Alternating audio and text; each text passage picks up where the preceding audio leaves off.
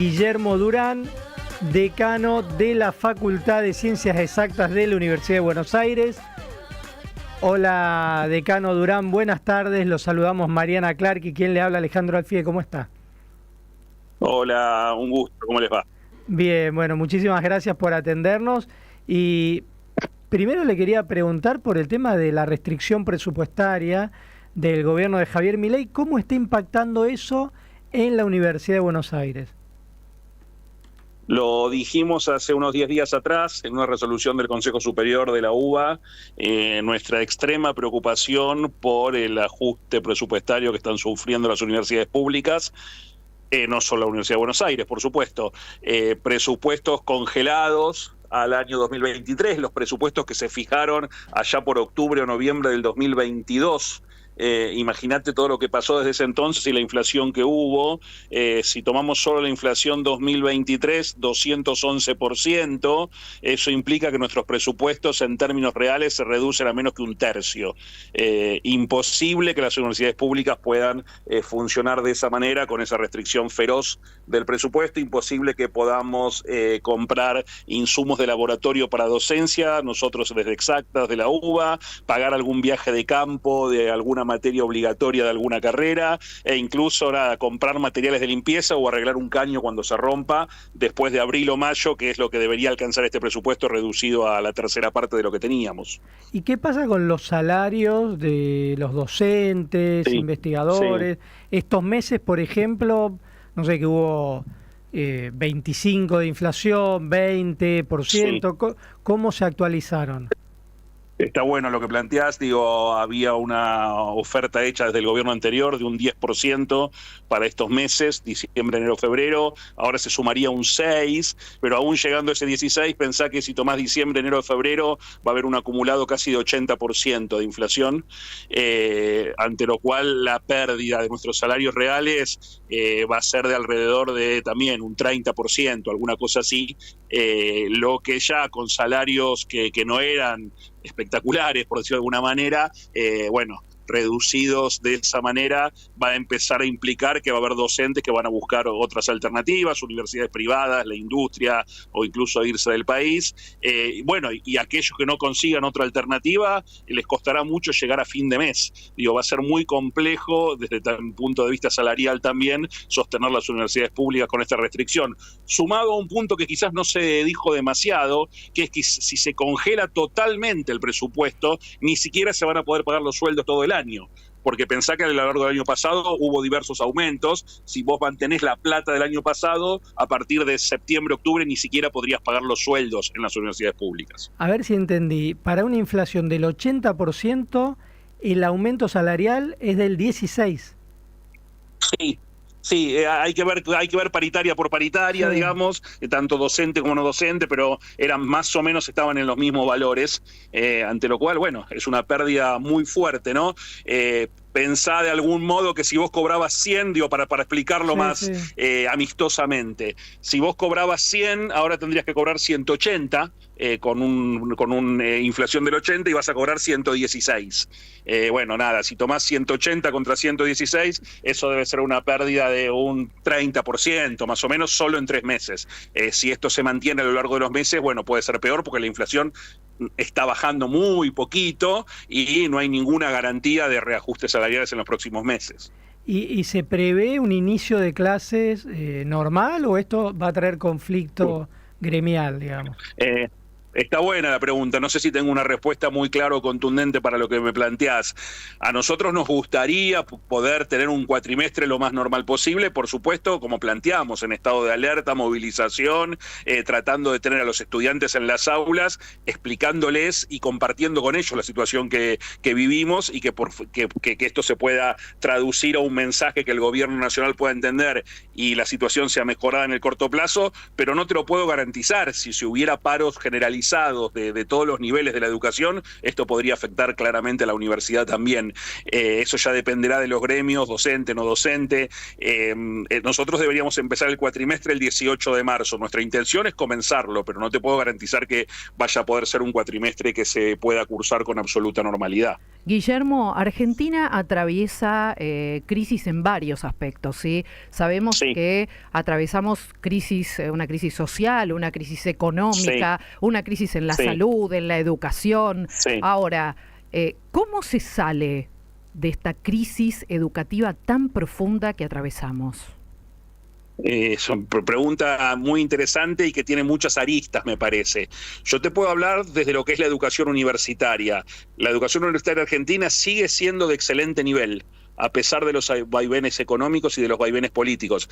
Y las universidades públicas argentinas siguen siendo de excelente nivel, seguramente de lo mejor que tiene el país en educación superior. Y no solo la UBA, digo, las universidades del conurbano, que a veces son atacadas o criticadas, juegan un rol fundamental, cada una de ellas en su lugar de residencia, siendo en su mayor parte primera generación de estudiantes, los chicos y chicas que cursan ahí.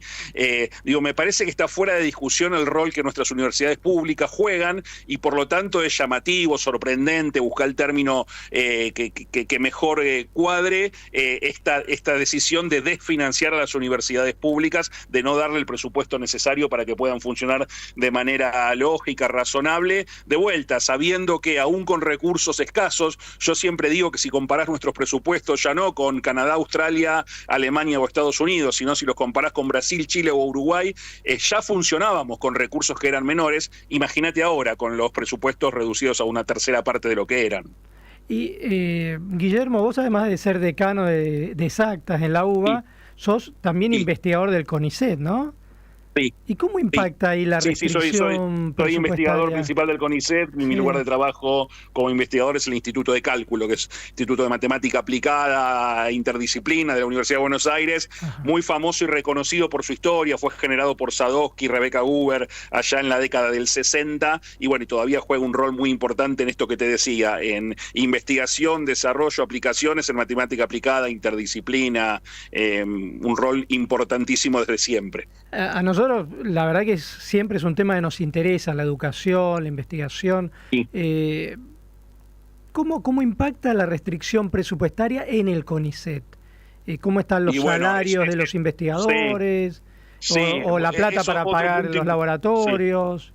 Sí, otro punto importante que marcas, por un lado, sí, la restricción salarial es similar a la que te decía recién, porque el ajuste salarial en el CONICET también va a ser parecido a lo que tienen las universidades nacionales, y por lo tanto la pérdida del valor real de los salarios de los investigadores se va a ver en los próximos, se empieza a ver a partir de estos meses. Lo otro que nos preocupa es el ajuste también feroz presupuestario, como vos decías, en CONICET. Para dar algunos ejemplos, se habían convocado a 1.300 becas doctorales que tenían que empezar el 1 de abril. Nos enteramos la semana pasada que en vez de 1.300 van a ser 600, y que en vez de empezar el 1 de abril van a empezar el 1 de agosto. Esto impacta fuertemente sobre chicos, chicas que tenían ya armado su futuro, iniciándose en la investigación con una beca doctoral, que o no lo van a poder hacer porque entran en ese ajuste de 1.300 a 600, menos de la mitad va a haber, sino además porque los que sí obtuvieron las 600 empezarían en agosto. Muchos de ellos tenían organizadas sus vidas y sus honorarios, su posibilidad de vivir en la Argentina a partir del 1 de abril, y no lo van a poder hacer porque no van a tener salario hasta el 1 de agosto, estipendio hasta el 1 de agosto. Todos estos mensajes son un golpe casi de knockout para la ciencia argentina, y te podría dar más ejemplos. Fueron echados de sus trabajos 50 personas de personal administrativo de los institutos de CONICET que jugaban un rol esencial. Yo escuchaba el otro día al presidente casi vanagloriándose de los empleados que habían sido expulsados del sector estatal, y me acordaba de estos 50 que jugaban un rol trascendental administrativo y personal de apoyo en los institutos de CONICET, y que fueron echados de su trabajo. Sumado a que no se han otorgado las promociones de investigador, que ya fueron evaluados los investigadores para pasar de categoría, ni siquiera se han publicado. Los ingresos a CONICET, recuerden que todos los años teníamos alrededor de 600 ingresos a CONICET. Los 600 ingresos para el 2024 fueron anunciados durante el año pasado. No hay ninguna garantía de que se vayan a efectivizar. Eso ya no es tanto el semillero de la ciencia como el becario doctoral, sino es alguien que está más avanzado en la carrera, que ya tiene estatus de investigador de CONICET y que, el Estado argentino le anunció el año pasado que empezarían con su honorario, su salario de investigador a partir de este año, y no hay ninguna garantía de que eso sea efectivizado. La verdad que todo esto es un horror para la ciencia argentina. Ojalá que, yo no tengo grandes expectativas, pero ojalá que sea revertido, porque si no, lo que se destruye en unos meses puede llevar años para ser reconstruido. Sí, de hecho, yo, por ejemplo, doy clases en la Facultad de Ciencias Sociales ya desde hace 20 años, y no, a mí me llama mucho la atención porque cuesta mucho formar gente en la docencia, en la investigación. Sí. Como vos decís, son tareas de 10, 20, 30 años, pero si en un año vos bajás a la mitad los salarios o no permitís que investigue la cantidad de gente que se necesita, es muy difícil reconstruir eso. Lleva generaciones poder hacerlo. Estoy totalmente de acuerdo. Es una locura. A veces escucho a funcionarios del gobierno actual, nacional, incluso el presidente, hablando de su admiración por Estados Unidos, por Israel. Se le podría mostrar cuánto invierten esos países en ciencia y tecnología, ¿no? Cuánto invierten en educación superior. Todo lo contrario con respecto al camino que se está llevando adelante en este país hoy. Digo, sería bueno que eso se revierta porque si no, como vos decís, va a ser muy difícil la reconstrucción ante tanto ataque sobre la educación superior, sobre la universidad. Y estamos hablando de educación superior, universidad, ciencia, que es un poco lo que nos compete, lo que me compete a mí como decano de una de las facultades principales en investigación, ciencia y educación superior, pero me parece que esto lo podríamos llevar a otros ámbitos, ¿no? A la salud, a la cultura.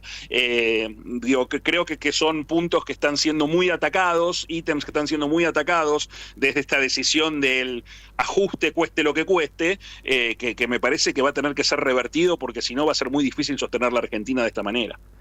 En ese sentido, ¿ustedes tienen algún canal de diálogo con el gobierno? ¿Cómo se está manejando la situación? En mi caso particular, hemos tenido diálogo con la nueva Secretaría de Innovación y Ciencia. Te recuerdo que dejamos de tener ministerio, así como dejamos de tener Ministerio de Ciencia, dejamos de tener Ministerio de Educación, Ministerio de Trabajo. En el caso nuestro dejamos de tener Ministerio de Ciencia. Tuvimos algún diálogo, en particular yo tuve con el Secretario de Innovación y Ciencia, Alejandro Consentino, con la Subsecretaria de Ciencia, Paula Nairniak. Hemos tenido diálogo cordial, lamentablemente sin respuestas prácticamente, pero hemos tenido un diálogo cordial. Ojalá que ese diálogo cordial se transforme en medidas concretas para mejorar el sector. Con el directorio del CONICET tenemos diálogo, pero el directorio del CONICET tiene poco poder de decisión. Me consta que las autoridades de la UBA tienen diálogo con la Subsecretaría de Políticas Universitarias. Hasta el momento, los diálogos que han habido, puedo decirte, por supuesto que han sido de manera cordial, pero sin respuestas concretas a todos los problemas que tenemos. Guillermo, y en medio de toda esta situación y de la crisis y del ajuste presupuestario y todo, ¿qué pasa del lado de los alumnos? ¿Cómo está la afluencia? ¿Se ha mantenido en estos últimos años? ¿Qué pasa desde la pandemia? ¿Cómo Mira, en particular, en nuestro caso, la matrícula viene creciendo sostenidamente, lo que es la Facultad de Exactas de la UBA. Nosotros teníamos hasta hace unos 5 o 6 años atrás unos 1.000 ingresos a la facultad por año, entre 800 y 1.000, pasado el ciclo básico común, ¿no? Ya directamente a cursar en la facultad, a lo que sería el segundo año, claro, el segundo año de la facultad, el primer año de las carreras. Post-CBC teníamos entre 800 y 1.000, los últimos años tuvimos prácticamente el doble, entre 1.500 y 2.000. Sabremos ahora en los próximos días qué pasa este año. El cuatrimestre todavía no ha empezado. Sí tuvimos curso de verano. Tuvimos un curso de verano un poco más flaquito en algún sentido que otras veces. Difícil saber las causas de eso. El tema de los costos de transporte, por ejemplo, podrían tener que ver.